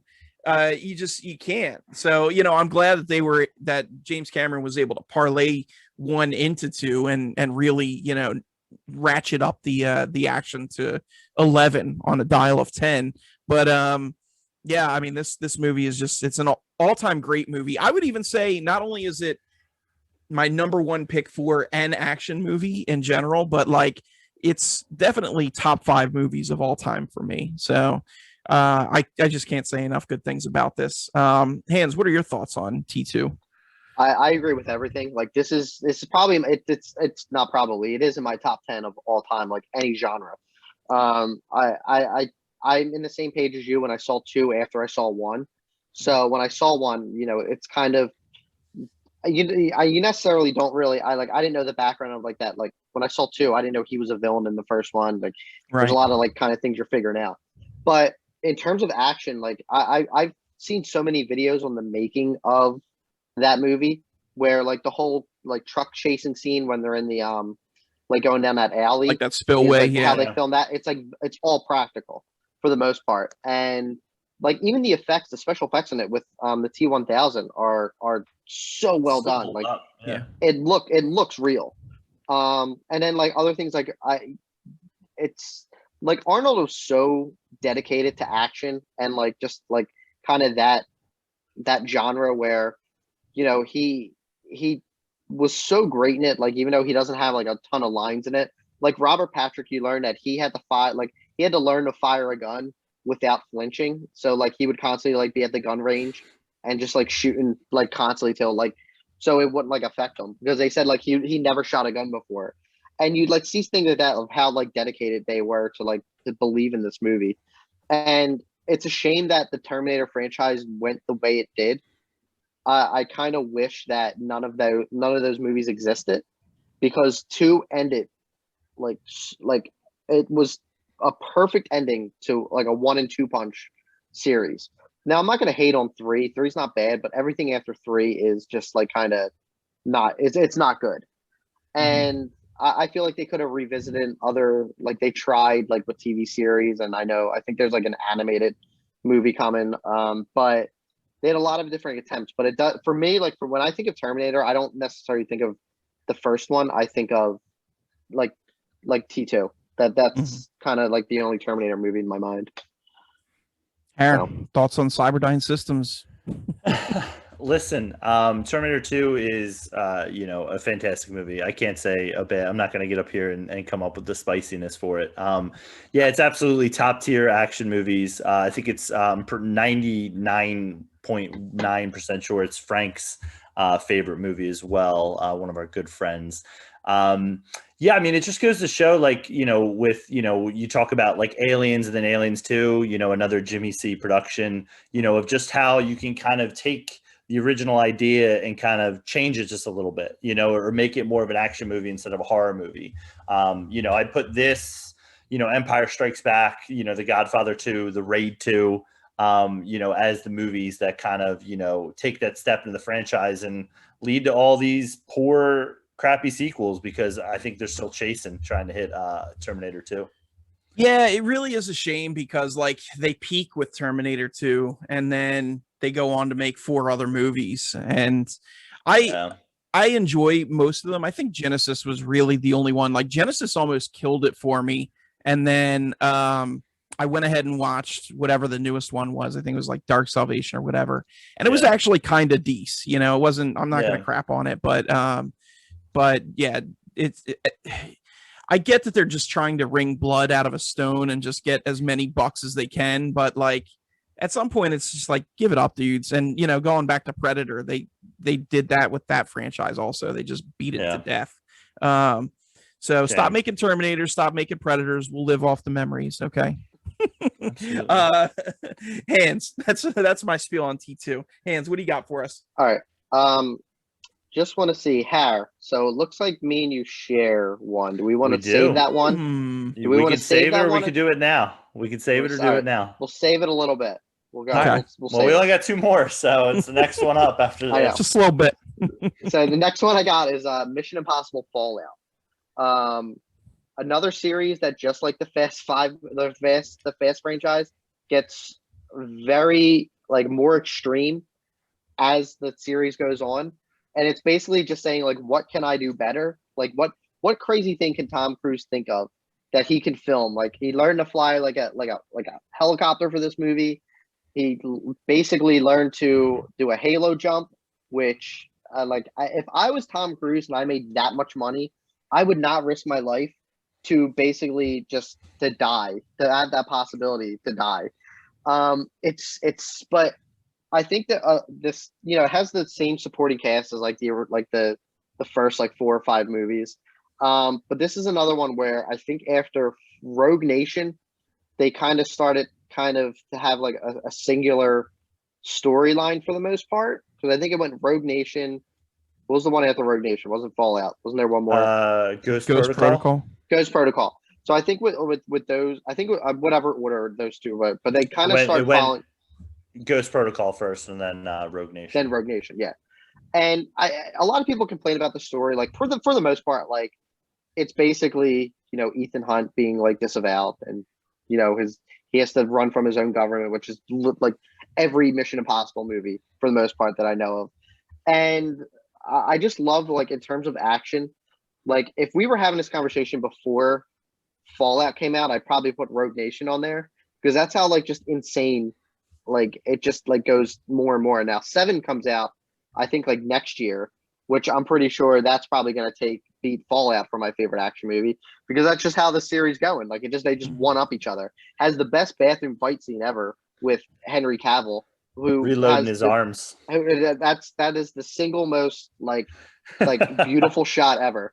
Like, and it's so crazy. Like when he does that, he kept his mustache like the mustache killed Justice League. Like that's how powerful that mustache was. Like it carried into different franchises. Has a great one-off, like a great like final fight on the side of a mountain between Ethan Hunt and Henry Cavill. It's so you watch it and you're like, why would Tom Cruise want to learn to do this stuff? Like, yeah, they pay stunt doubles to do this stuff, and like I think there was another movie he did it. He had to like learn to hold his breath for like it seemed like 4 hours, and like why would you even try that? But he does it for my entertainment, and that's the reason it's on this list. Nice. So what do you think, Greg? I would say, sure. With Mission Impossible. No. Let me put context to that. With Mission Impossible, I've seen all of them, but really the only 3 that like I could tell you exactly what the plots were the first 3. After that, it's like one like 12-hour super movie. Like I could not distinguish what happened in one and what happened in another, but I know that I liked all of them a lot. Like I feel like Mission Impossible is a series that gets like slept on, where like people like don't talk about it, but it is just as entertaining as like the Fast franchise for me. Yeah. So yeah, like soon as the next Mission Impossible is opening, I'll be there, and I definitely recommend it for everybody. If you say this is the one that's the best, sure, why not? That's where I'm coming from. Only with for the a couple sure. more years, then the next one, whatever. Yes. Until Cruise decides to do whatever the next craziest stunt is. Maybe he'll do like the free fall from like the atmosphere or whatever that the dude did a couple years ago. Wait. Yeah, but I mean, yeah, hey, look, you have an MI on here. I'm all about it. Sure, it's good. Absolutely. Harry, what do you think? Yeah, I was going to say, I mean, this is like we talked about it a little bit with Fast and Furious. It kind of reinvented itself a little bit and just kind of became, what Tom Cruise is going to crazy stunt he's going to do next. A lovely addition that was in Rogue Nation and has been in Fallout and is in the next one is Rebecca Ferguson. Absolutely love her and her character in those last two movies. Ghost Protocol, I think it wasn't my first introduction to the Mission Impossible franchise, but it was definitely the first one I think I saw like full through. Like Mission Impossible, I've seen majority of it, but I've never seen all of it. And I don't even think I've seen 3 and 2. And I know 3 is like well received. I know 2 is a little bit kind of like, yeah, it's solid, but not great. But yeah, I mean, like Chris said, I mean, can't wait to add the next Mission Impossible movie. I mean, Tom Cruise only has so many years, so he's pumping these babies out. Let's go. Let's get it out. Let's get the next Mission Impossible. Let's see what he's doing. Must really be trying to get out of Scientology. Doing all these death-defying stunts. Fair enough. All right, good pick. Harry, what do you got next for us? So next for me, Greg had kind of mentioned his displeasure with it earlier, but Die Hard from 1988. This for me is probably, if you asked me to like pick my favorite action movie, I probably would pick Die Hard. And I think the reason for that is, Bruce Willis is obviously great in it. It's kind of set in one place in Nakatomi Tower. But Alan Rickman really takes this movie to another level for me. I mean, I know people love him as Sirius Snape in the Harry Potter universe, and R.I.P. Alan Rickman. But this is the role for me that I think is his best role. It's absolutely him and Bruce Willis kind of going tit for tat with it, throughout the entire movie. It has some incredible set pieces, like with the helicopter scene on the rooftop, and just throughout it. And, it has comedy, it's got action, it's got a love story. What more could you ask for with it? So Die Hard, definitely one of my fave fives. Chris, what do you think? This is one of those few movies that fall into the category of like two different genres in terms of action movies and Christmas movies. Oh my God. So I've had this discussion with you guys probably every year between like November and December 31st. Die Hard is absolutely a Christmas movie. I'm going to use this platform to really push that. But no, as an action, it is a Christmas movie. As an action movie, it's kind of set the stage for going forward for a lot of other movies. Like, it got two sequels. It got like 4 sequels. It definitely made like kind of Bruce Willis a more like, it pushed him into that action role. Yeah. And Rickman's fantastic in it. Like I've seen the Harry Potter movies, but when I think of Rickman, I think of Hans Gruber before anyone else, before any other character that he has. But yeah, it's so like the set pieces are great. Like McTiernan's did he do that? Was it McTiernan who did? Yeah, he did that. He was Die Hard 3. Yeah, he was it really showed like how like how great of a director he was, like an action director he was. It does have comedic moments. It's got Carl Winslow in it. For you nice. Younger people, that's the the father from Family Matters, he was also a cop in that as well, Reginald Valjean. But other than that, it made Die Hard like basically like there's very few people that I know that haven't seen Die Hard and don't really like if they haven't seen it, they're aware of what it was. So it kind of put action, like 80s action, not on the map, but kind of I feel like it really took it up to another level. So yeah, I mean, I'm not going to go too in depth because you guys know my thoughts on the Die Hard franchise now, but I will say it's not a Christmas movie because Christmas, yes, it's the setting, but it's not the theme. So it's not a Christmas movie. And then sure, I mean, hey, it's got Alan Rickman, which is pretty cool. Alan Rickman for me, the go-to character that I think of with him is the Metatron from Dogma. Okay. So whenever I think of Alan Rickman, choice. that's kind of Yeah. what pops up for me. But yeah, great actor. You know, Bruce Willis, got nothing against him. It's just, you know, franchise isn't for me, but whatevs. I get its placement. I've already made a note to make sure Hanratty doesn't have access to the Twitter handle from Thanksgiving to New Year. So Yes, thank you. we'll be Greg. good. Greg, can I just I want a thought-provoking question. And you know, I'm just not think about this. defending it. My stance. Think about this when you go to sleep tonight. When you lay down and go to sleep tonight, and you think, would Die Hard exist if there wasn't a Christmas party that he was going to? I'll do you one better. I don't care. I'm not giving that 1 millisecond, not one iota of energy or thought tonight. Sleep on I will sleep well. Sleep on it. Sleep on it. All right. So Die Hard was what you had here. Very good. Moving on to mine. My last choice. We have The Matrix from 1999, Nice. directed by Lana and Lily Wachowski. Starring Keanu Reeves, Lawrence Fishburne, Carrie-Anne Moss, Hugo Weaving, Joey Pants. So you got the full gamut there. You got some pretty good actors. But man, I was actually talking about this movie with our buddy Tim last night, and if I could sum this movie up in one word, it would be game changer. Like this movie just influenced so much stuff after it. Like you know, whether it was the CG with the camera techniques, bullet time, all of that good stuff, action set pieces, even style. You know, people started rocking the long black trench coats and everything. It was what was that, a fashion faux pas? Oh, I thought I heard it. I don't have a problem with it. No, Oh, okay. I thought I heard a giggle. I thought that was me. I thought it was pretty funny that you were saying that. That's all.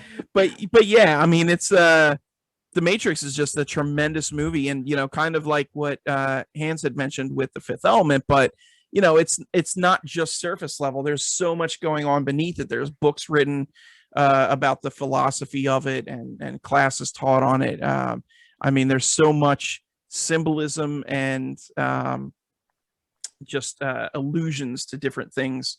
It's really amazing, and I rewatched that recently as well, and I mean, it absolutely stands up the test of time.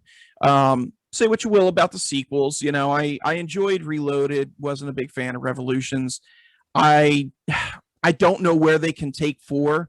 I'll be honest, I'm not super interested, but I'll be there to see it anyway, just out of curiosity. But yeah, this first one, the OG, The Matrix, just unassailable. Harry, what are your thoughts on it? Yeah, I mean, I think you summed it up pretty well, Greg, with Game Changer. You know, this was a movie I missed in theaters and saw, you know, after it came out. And I remember the hype for the second one, Reloaded, was unbelievable. I remember trying to get a ticket for it. I remember trying to sneak in for it. I remember lying, saying my parent was already in the movie to go see it. And that one, I definitely would say that the second one, you could maybe make the case, has slightly, you know, crazier action in it. But I mean, like you said, Greg, The Matrix, I mean, you know, that kind of near the end of the movie when, you know, him and Carrie-Anne Moss have to go in with like, they're like, what guns are we taking? You know, and they go in and, you know, into the building and all that stuff is absolutely insane. Yeah, I love The Matrix. It definitely belongs, and I would even say in the pantheon of top 5 for action movies. Yeah, and it's another movie that's in the, you know, the cultural lexicon even now, 22 years later, where we still see memes going on and GIFs to this day. Hans, thoughts on the OG Matrix? Yeah, I wish I was same kind of boat. I wasn't old enough to go see it because this was rated R, so I missed it in the theaters. But this is the kind of movie that, like, I think at that age I wasn't really too invested in like going to the movie, go to movies all the time and like see new stuff. Like I was probably like more into video games at the time or whatever. But I did see Reloaded in theaters. And only because when I watched The Matrix, I was like, it really is groundbreaking. Like, and from every aspect. And the whole like bullet time we've talked about a couple times on the show, like when we were talking about like the Max Payne game, like they carried that over not just in movies, they carried it into like TV, like other forms of entertainment. it put Keanu Reeves kind of, I don't want to say back on the map, because like if you before John Wick came out, you could probably say like what is your like favorite Keanu Reeves movie?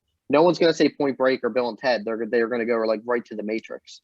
Yeah. And Yeah. I think like Don't forget Speed. there's Yeah. oh I can't forget Speed. Yeah, but I don't think like he did movies, but I don't think he had anything going on in between Speed and The Matrix. That's like a 5 or 6 year absolutely. gap. Yeah, So exactly.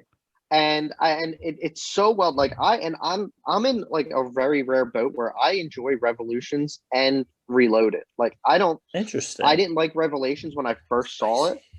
I did, but I actually I rewatched the trilogy about 2 years ago, and I think like I definitely would put this up if we were talking trilogies, like as a whole. It actually is one of my favorite trilogies. Woo! The Reloaded, I can tell you the exact part where it fell apart when he goes to see the architect with all the screens and everything, and that's where I was like, I don't know what's going on. Like, and then like 3 kind of brought it a little bit back around a little bit. Yeah.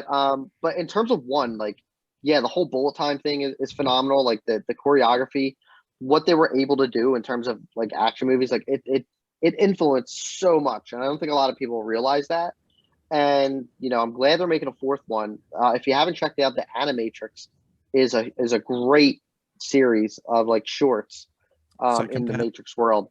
Yeah. But yeah, I love the Matrix. It's definitely a go-to that I'll make it. I'll go out of my way to watch it like maybe once or twice a year. Okay. Good stuff. Yeah. All right, Hands, your final pick. I think this is me and Harry's final pick. Yeah, it is. And this is the probably in my opinion the best action movie of all time. Nice. The Raid 2. Basically the only person returning from the raid is Iku Uwais. And Harry said his name earlier. I can't remember what it was from the first Raid movie. Yeah, and comes Ruhan. Back. Yeah, he comes back as a completely different character. Yeah, gets a haircut too. Yeah, it's I think when you look at like the Raid series, it's so interesting because the Raid 2 actually was supposed to that was supposed to be a standalone movie, and the Raid 1 was never supposed to happen. But Gareth Evans couldn't get the budget for the second one until he made the first one. They're like, all right, we'll give you a little bit of money, give us something, and then we'll give you enough money to make Barandal is the title for it. And the choreography with like some of these fights is unreal, of stuff that you've never seen before. Like I think the final fight in the kitchen between Rama and the hitman, or the whatever his name, I think they call him the assassin. The assassin, yeah. It took like 6 weeks to choreograph and plan. It took I think another 2 or 3 weeks to film it. It's got so many shots in it, and the camera work in it is just fun.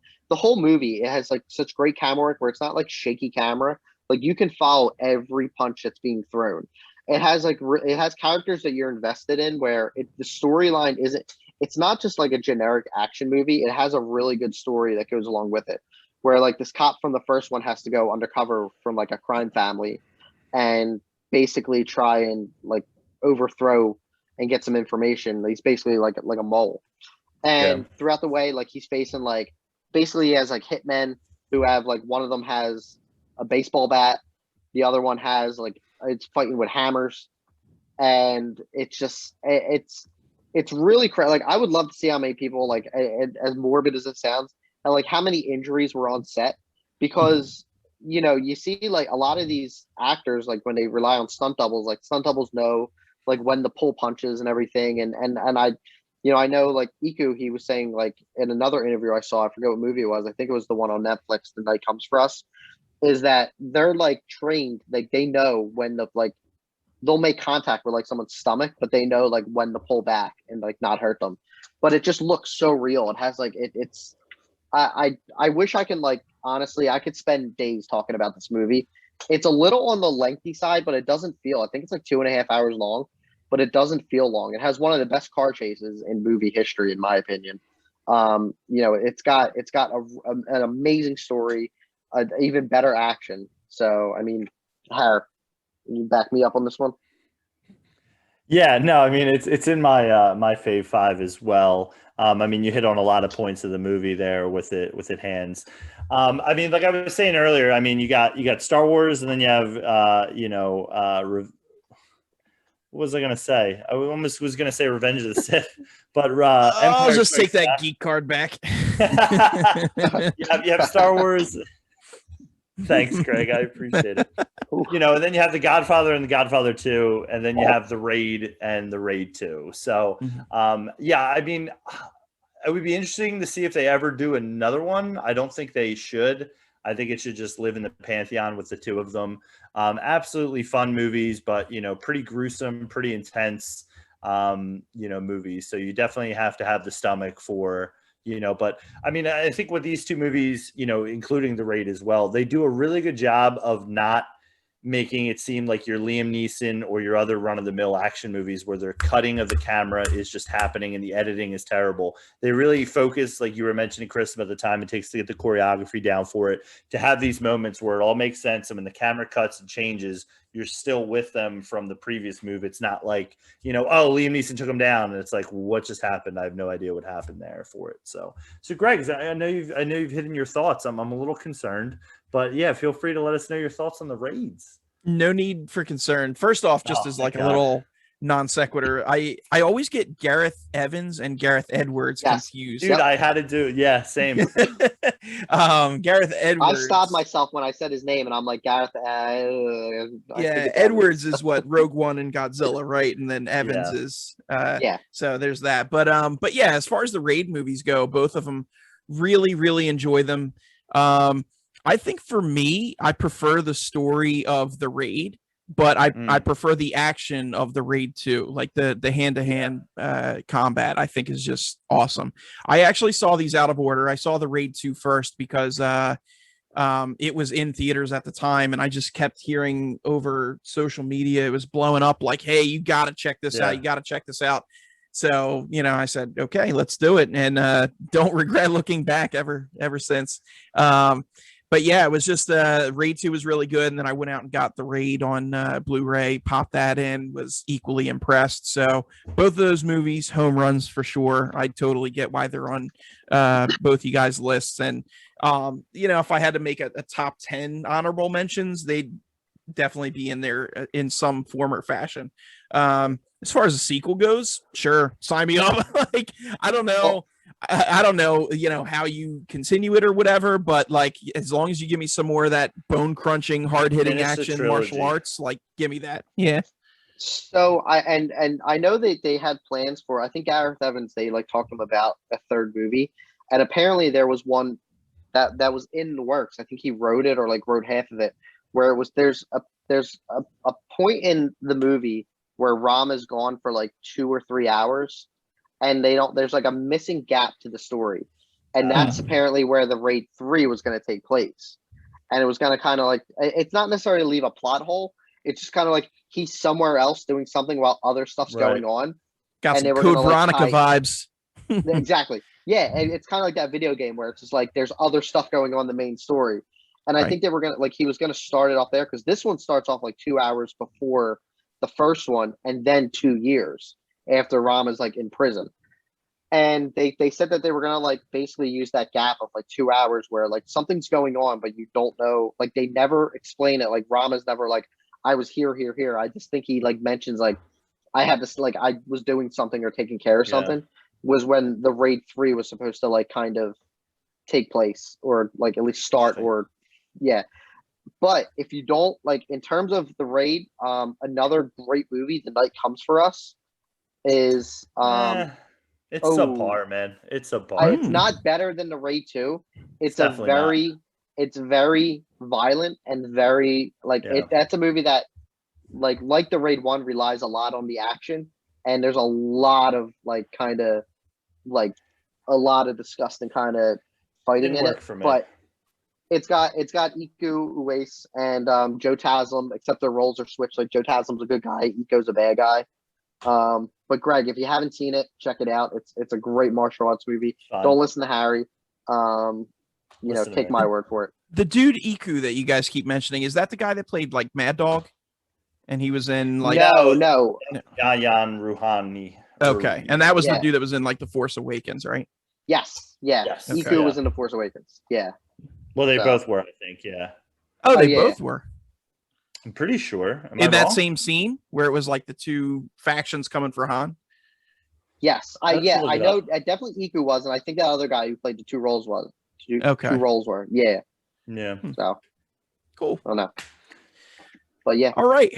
Well, that is our list for Fave 5 action movies. Hit us up. Let us know if we missed any of your faves, or if somebody had bad takes. Fifth Element. And ready. If Die Hard is a Christmas movie, let us know. Spoiler alert, it's not. But yeah, other than that, you guys have a great week and a great 2 weeks, I guess. We'll see you in 2 weeks. Harry, anything for the peeps? Yeah, I mean, listen, I mean, you mentioned it there, Greg. Let us know. I mean, I know we missed Aliens, and I think recency bias. I think people are going to give us crap for not having John Wick on here or any of the John Wick movies. And Yeah. I thought And they are about it, good. but they are good. They are good, but I think our lists definitely justify not having them on there. But yeah, Mhm. follow us. I know you'll mention as well, Greg, but follow us on PS Live Spicy. Get our follower Twitter. count up. Yeah, on Twitter, and give us a shout and let us know what we missed out on if we missed your favorite movie. Nice. Hands, anything for the peeps? No, I have nothing else to say. I said enough what I had to say about the Fifth Element, and you know what? We'll put it in their hands and see what they say. Because I thought I had a really good pick there, and it just ruined my whole entire day. It was a fun pick. And It was Sure. spicy for sure. no, in all seriousness, please leave us any suggestions, anything that we didn't talk about, or any movies that we haven't, if we didn't mention or haven't seen, leave some recommendations. Action's my favorite genre behind science fiction, so I'm always interested to hear some new takes on some action movies. And keep, let's start that petition for the Sixth Element to come out, get that rolling, and see what we can do. All right, everybody. Well, thank you so much for tuning in. As always, make sure to like, share, comment, subscribe, leave us a review on iTunes, follow, all that good stuff. And as always, can't forget to mention it, but make sure you live spicy. Spicy.